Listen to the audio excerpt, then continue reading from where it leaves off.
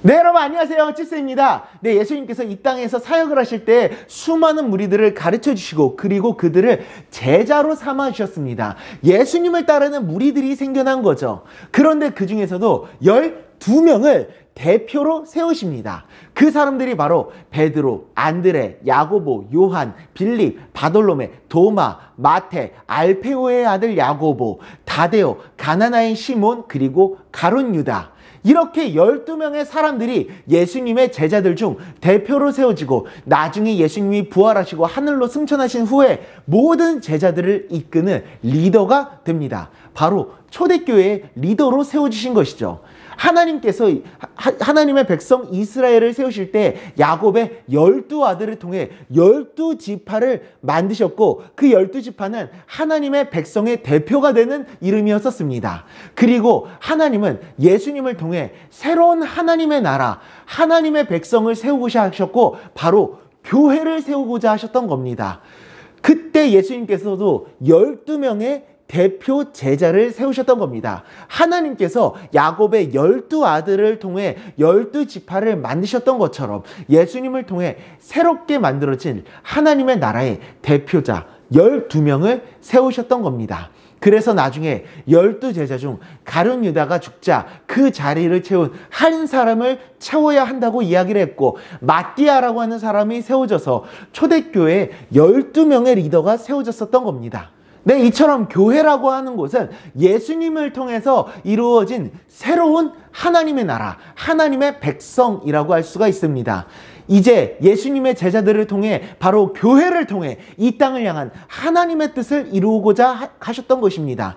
예수님의 복음을 온 세상 사람들에게 전해서 모든 사람들을 예수님의 제자로 삼고 가난하고 소외된 사람들을 돌봐주며 이 땅을 향한 하나님의 사랑을 실천하기를 원하셨던 겁니다. 교회를 통해서.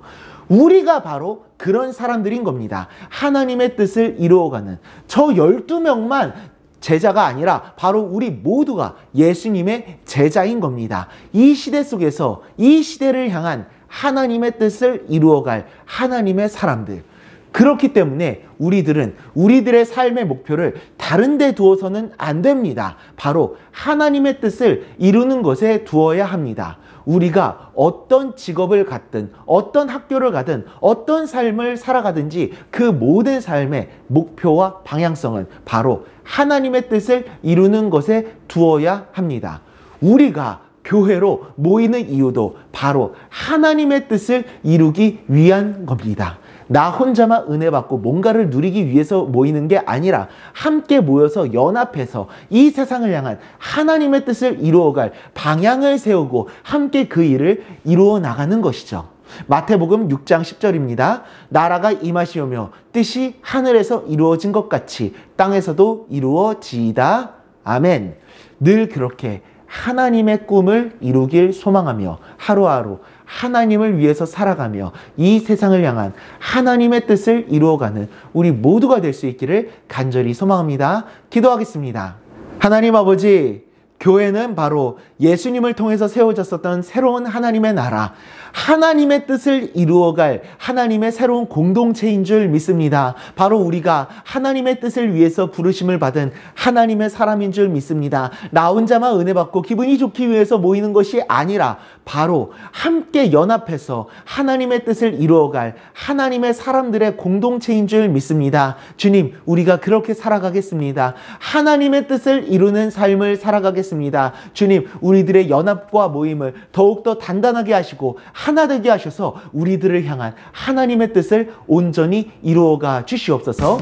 예수님의 이름으로 기도드리옵나이다. 아멘.